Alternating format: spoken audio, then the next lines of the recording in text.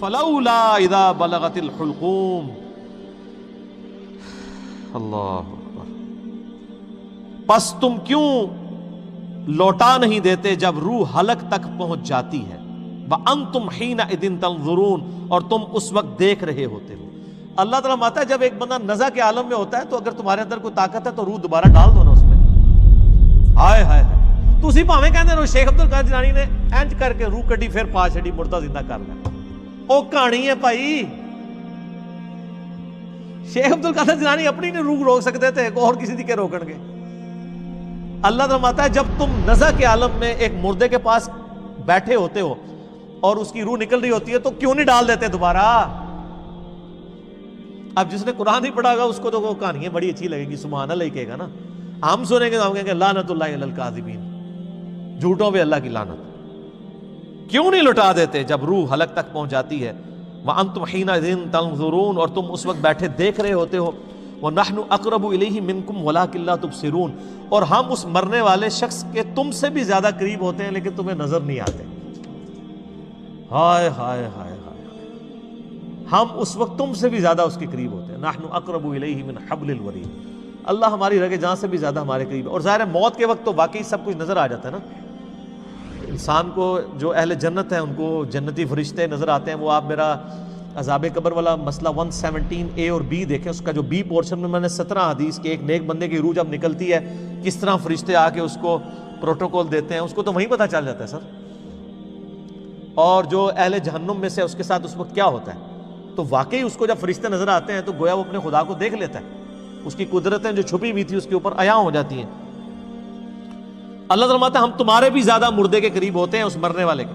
فلولا ان کنتم غیر مدینین، پس اگر تم کسی کے پابند حکم نہیں ہو، ترجعونہا ان کنتم صادقین، تو تم مرنے والے کی روح کیوں نہیں لوٹا دیتے اگر تم سچے ہو. اگر تم سمجھتے ہو تم ہی عالی نال ہو اور تم اتنے متکبر ہو تو اس مرنے والے یعنی یہ سب سے بڑی مصیبت ہے. میرا یوٹیوب پہ ایک کلپ ہے وہ آپ ضرور دیکھیں.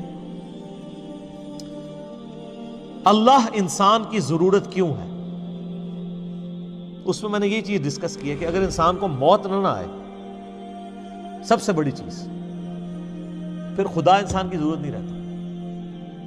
اور اگر انسان کو کوئی پریشانی نہ آئے خدا انسان کی ضرورت نہیں رہتا. یہ دو چیزیں اگر آپ کو عطا کر دی جائیں، اور پریشانی میں آپ تیسری چیز کر لیں بڑھاپا یا یہ تنگ دستی سب کچھ، اگر آپ ہمیشہ خوشحال رہیں اور ہمیشہ زندہ رہیں تو سر خدا کی آپ کو ضرورت ہی نہیں ہے. تو اللہ تعالیٰ نے موت ہی ایک تلوار لٹکائی ہے. اللہ تعالیٰ ہمارے زندہ کر کے بتاؤ نا، اب یہ مر کے تو ہمارے پاس آیا تو ہم اس کے ساتھ جو کریں گے وہ کریں گے. فَأَمَّا إِن كَانَ مِنَ الْمُقَرَّبِينَ، اب وہ مرنے والا اگر تو ہوا اللہ کے نیک بندوں میں، فَرَوْحٌ وَرَيْحَانٌ وَجَنَّةُ نَعِيم، تو اس کے لیے تو پھر خوشبودار غذائیں اور سرور والی جنت ہوگی.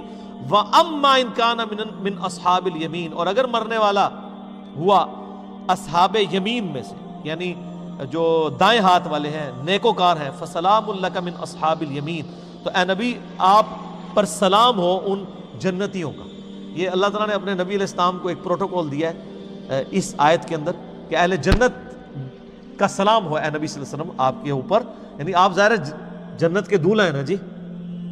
وَأَمَّا إِن كَانَ مِنَ الْمُكَذِّبِينَ، اور اگر وہ مرنے والا ہوا گناہگار، گمراہ، جھٹلانے والا، المکذبین الضالین، رائے حق سے بھٹکنے والا، فَنُزُلٌ مِّنْ حَمِيمٍ، تو اس کی پھر مہمان نوازی ہوگی کھولتے ہوئے پانی سے، وَتَصْلِيَةُ جَحِيمٍ، اور داخل ہونا پڑے گا اسے بھڑکتی ہوئی دوزخ کی آگ میں.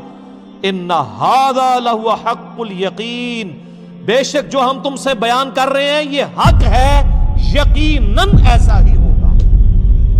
سر یہ ہے بات، آخرت کے اوپر یقین کرنا ضروری ہے اپنا قبلہ درست کرنے کے لیے. اسی لیے دیکھیں قرآن کے سٹارٹ میں آیا ہے اللہ پر ایمان، لیکن آخرت کا جب ذکر ہے وَبِالْآخِرَةِ هُمْ يُوقِنُونَ، آخرت پہ یقین ہوگا تو انسان کا قبلہ درست ہوگا. تو اللہ تمہارا یہ کوئی سٹوری بک نہیں ہے جو میں پڑھ رہا ہوں، یہ آپ کو قیامت کے دن کی ویڈیو پہلے ہی چلا کے بتا رہا ہوں. فَسَبِّحْ بِاسْمِ رَبِّكَ الْعَظِيمِ، تو اے نبی علیہ السلام پاکی بیان کیجئے اپنے رب کے نام کی جو بڑی عظمت والا ہے. الحمدللہ.